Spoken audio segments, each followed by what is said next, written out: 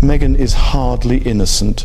She's down in the dirt with me, whether she likes it or not. Something's off in the royal world, something quiet, dangerous, and unsettling. For weeks, whispers have been circling around London's elite corners, slipping through palace corridors and private members' clubs. Not loud enough for the tabloids, but sharp enough to make Meghan Markle herself glance nervously over her shoulder. Because this time, the threat isn't coming from gossip columnists or social media outrage. It's coming from deep within the royal family itself. And at the center of this storm is a man many believed would never speak again, Prince Andrew. The royal family's longtime shadow, the one whose scandals nearly tore Buckingham Palace apart. After years of humiliation, stripped titles, and silent disgrace, everyone thought Andrew was finished. But now something's changed. Something dangerous. He started talking. Not publicly, not yet, but quietly, strategically, to people who matter. And the name he keeps bringing up isn't Charles, not even the Queen. It's Meghan Markle. Insiders say Meghan is panicking because Andrew is allegedly ready to expose connections that were never supposed to see daylight. Connections that could shake her image, her marriage, maybe even her carefully constructed royal legacy. According to whispers close to palace circles, Andrew has started sharing fragments of his past, stories he once buried deep, the kind that could ruin reputations if spoken out loud. But after losing everything, his public role, his honor, his peace, he reportedly feels he has nothing left to lose. And if he's going down, he's taking others with him. What's most shocking? Meghan's name appears in more than one of these quiet conversations. Andrew allegedly claims Meghan wasn't a stranger to the royal world before Harry, that she had been in his orbit years earlier, through people and parties that the palace desperately wants to forget. And here's where things take a dark turn. Before Meghan's wedding, before her glossy documentaries and speeches about compassion, there was a chapter of her life no one talks about, a time when she moved among circles filled with billionaires, private jets, and powerful names, some of them disturbingly close to the late Jeffrey Epstein. Insiders say Meghan was once acquainted with Karina Shuliak, Epstein's final known girlfriend. Karina herself admitted she only traveled through Epstein's network, his planes, his yachts, his elite friends. And when photos quietly surfaced of Meghan on yachts linked to the same wealthy circles around 2014, the palace apparently took notice. The question whispered behind velvet curtains was brutal. If Prince Andrew's association with Epstein destroyed his reputation, why were Meghan's alleged links being ignored? That's when the palace made a choice. Protect Meghan, protect Harry, and bury everything that could connect her to that world. Another scandal could have shattered the monarchy. So they covered it, sealed it, and pretended it never existed. But Andrew knew. And now he's angry. He feels abandoned, ruined, humiliated. While Meghan, the outsider who supposedly mingled in the same environments, walked away protected, praised, untouchable.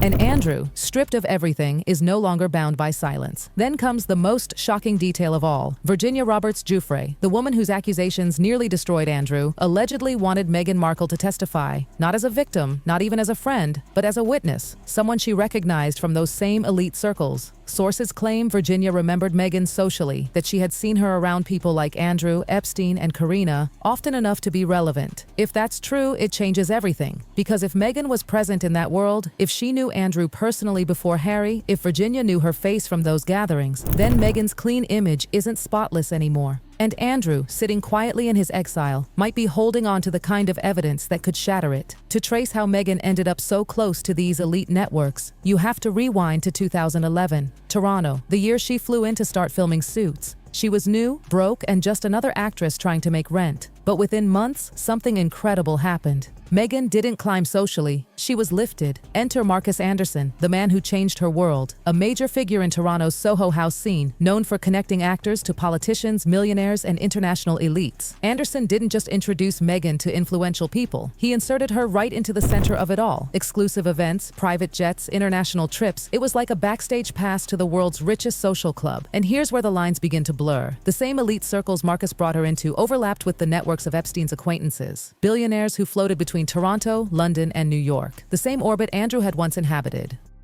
But Meghan's fans like to say she met Harry on a blind date, a fairy tale accident. Sources say otherwise. Before she even met Harry, Meghan was already friends with Princess Eugenie, Andrew's daughter. Think about that. Meghan had direct royal access before the world even knew her name. Through Eugenie, she wasn't just near the royal family, she was inside it. The parties, the dinners, the small social gatherings where Andrew himself was often present. Meghan wasn't an outsider breaking in, she was already in the room, watching, listening, learning. That's why Virginia's claim about recognizing her wasn't random. That's why Andrew's anger is suddenly dangerous. If Meghan's early finally royal ties are exposed, the entire narrative of ordinary girl meets prince collapses. It means her royal story wasn't a fairy tale, it was a strategy. By the time Andrew's scandals exploded publicly, Meghan was already protected. She had Harry, titles, global fame, and the palace machinery shielding her. Meanwhile, Andrew had become the family's sacrifice, and in that imbalance, resentment grew like fire. Behind closed doors, he allegedly started to talk, not to the press, but to people who could amplify his words when the time was right. He mentioned Meghan's name more than once, claimed she was around the family long before she admitted, that she was part of circles everyone now pretends didn't exist. And his question was always the same. If I was destroyed for my associations,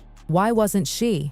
Now Andrew's power isn't in his title, it's in his freedom. There's nothing left the palace can take away from him, which means he can finally speak, and according to insiders, he plans to. And then there's Fergie, Sarah Ferguson, Andrew's ex-wife. Her life imploded alongside his. When everything fell apart, she reportedly reached out to Meghan, hoping for help, compassion, maybe even just kindness. After all, Meghan had once been close to Eugenie. There was friendship, warmth, some history there. But Meghan, according to sources, refused. Coldly, completely. No help, no alliance. She moved on as if Fergie and Andrew no longer existed, and that's when something inside the York family shifted. If Meghan could burn the bridge so easily, then Andrew and Fergie saw no reason to keep protecting her secrets. That's when the real whispers began. As the palace grew nervous and journalists stayed silent, another person began feeling the weight of it all.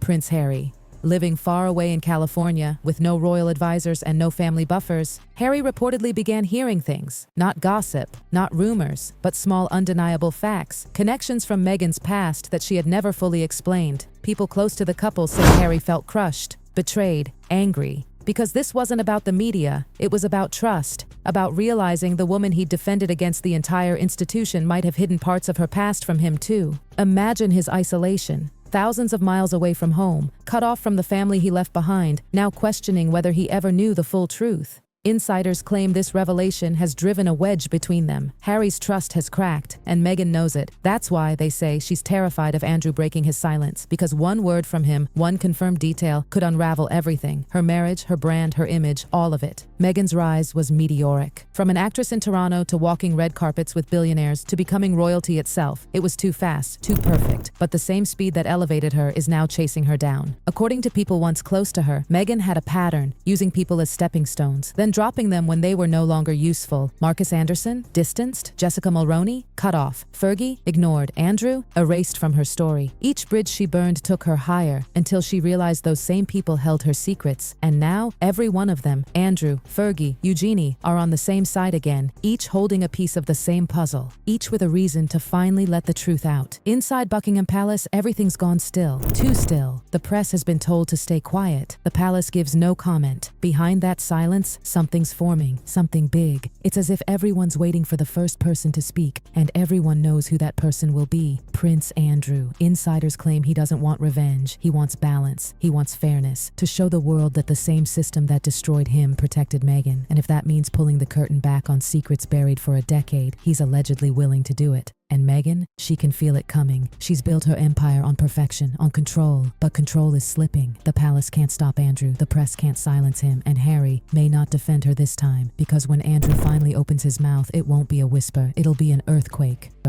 It won't just shake Buckingham Palace, it'll rewrite how the world sees Meghan Markle. Every secret, every connection, every lie carefully wrapped in charm and compassion, exposed. Every empire is built on secrets, and every secret waits for its moment. For Meghan Markle, that moment may be closer than she ever imagined. Meghan's nights in Montecito have reportedly grown sleepless. Friends say she's been pacing the house, scrolling through her phone, unable to escape the growing whispers. The ocean outside her mansion feels colder now, and the silence inside feels louder. Harry, they say, tries to calm her, but his voice carries doubt. He's no longer the protective husband who'd shield her from every headline. He's the man silently wondering what's true and what's been hidden all along. In private, Meghan allegedly fears Andrew's next move more than any tabloid article, because this isn't the press she can sue or a YouTuber she can ignore. This is royal blood, a man who knows the corridors she once walked through, the faces she once smiled at, the names she pretends not to remember. Andrew doesn't need to invent anything. All he has to do is confirm what others already suspect. Insiders say Charles and William are watching too, uneasy. Charles, exhausted from trying to hold together a monarchy shaken by one scandal after another, allegedly wants Andrew silenced again. William, on the other hand, sees this as an opportunity, a clean break, a way to regain control of a royal image that's been hijacked by California drama. He's reportedly told his closest aides that the family must draw a line, that anyone who once walked with Epstein or even stood near him should never be allowed near the throne again. That statement, though quiet, hits two targets at once: Andrew and Meghan. Across the Atlantic, Meghan's PR team scrambles. There are calls, quiet meetings, legal consultations, and whispered strategies about getting ahead of the story. But how do you defend yourself from something you've never publicly acknowledged? The fear isn't just about headlines. It's about credibility. If Andrew speaks, every carefully curated interview, every teary confession on television could look rehearsed, manipulative, even deceitful. Harry's caught in the middle, torn between loyalty to the woman he loves and the crumbling truth about his family. Sources say he's been distant, more withdrawn, more cautious about what he says. For the first time, people around them claim he's questioning whether their truth really was the whole truth. And through it all, Buckingham Palace remains silent.